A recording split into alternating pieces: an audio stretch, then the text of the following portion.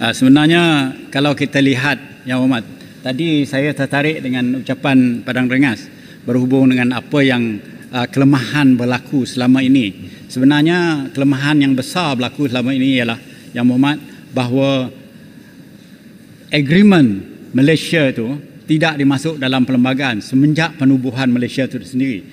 Dalam masa yang sama, kalau kita lihat penubuhan Persekutuan Tanah Melayu dahulu pada 1948, semua agreement di antara Melaka Strait Settlement dan Pulau Pinang Strait Settlement dimasuk dalam agreement 1948. Apabila penubuhan sebelum melaksanakan perlembagaan 1957, agreement 57 itu merujuk kepada agreement 1948 yang mana telah terkandung di dalamnya rujukan Strait Settlement punya agreement. Tetapi malang sekali apabila penubuhan Malaysia dilaksanakan pada 1963, pindaan perlembagaan tidak merangkumi mengisi supaya agreement Malaysia itu dimasukkan ke dalam perlembagaan. Jadi apa yang kita laksanakan sekarang ini ialah untuk memasukkan agreement Malaysia itu ke dalam perlembagaan dengan sendirinya. IGC Intergovernmental Committee Report akan jadi sebahagian daripada perlembagaan Malaysia. Begitu jugalah agreement Malaysia itu 1963 yang ditandatangani 9 Julai dan 28 Julai itu sebahagian menjadi apa dipanggil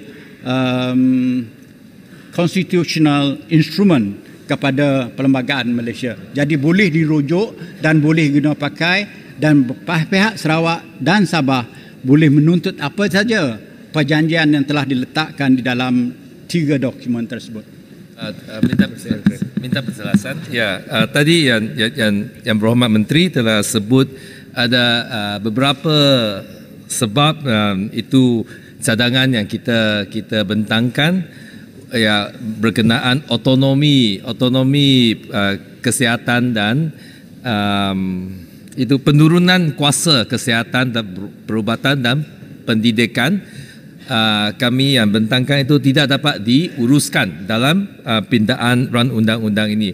Saya anggap itu semualah alasan-alasan yang seperti mana telah disebut oleh sepanggar tadi.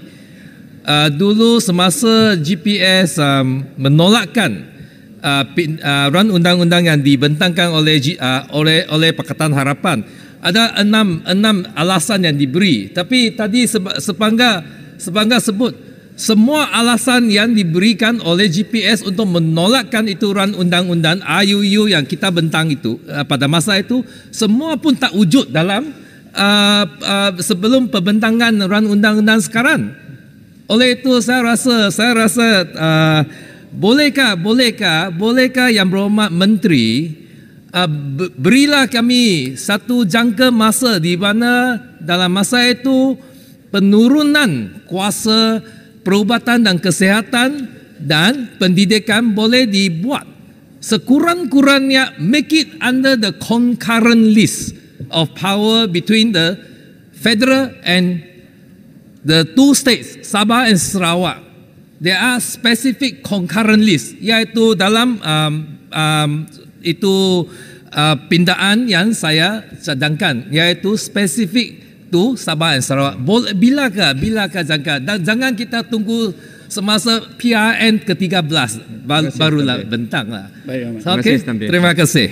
Terima kasih, Ahmad. Saya tak hendaklah mengatakan ini ada imputation yang kurang elok. Tetapi biar saya ambil dengan secara ikhlas apa yang Berhormat daripada 3 orang Yang Berhormat menghantar surat kepada speaker untuk meminda pindaan ini, yang mana kita juga perlukan peraturan itu dipatuhi, dan saya tidak terlibat langsung dengan penolakan. Saya serah bulat-bulat kepada speaker. Kalau mengikut peraturan perkara ini sesuai, adalah hak seorang ahli-ahli parlimen untuk membawa mana-mana pindaan kepada mana-mana pindaan undang-undang dalam Dewan Parlimen ini. Jadi dia tidak ada kena-mengena dengan kerajaan sebenarnya. Walau bagaimanapun Yang Berhormat, saya ingin memberi penjelasan bahawa penurunan kuasa dalam bidang kesihatan, pendidikan ini ada dalam tindakan kerajaan negeri Sarawak dan berbincang dengan kerajaan negeri pusat dengan menggunakan tak payah pindah perlembagaan, diletak di bawah jadual sebagaimana yang dicadangkan oleh kita boleh menggunakan artikel 80 iaitu distribution executive powers yang mana pihak kerajaan pusat boleh menurunkan kepada kerajaan negeri menggunakan executive authority mereka di bawah perlembagaan ini kepada negeri Sarawak dan Sabah dan menubuhkan. Bahkan Sarawak sekarang telah bersetuju untuk menubuhkan sekolah-sekolah yang tertentu. Itu executive power bukan legislative power. Ya.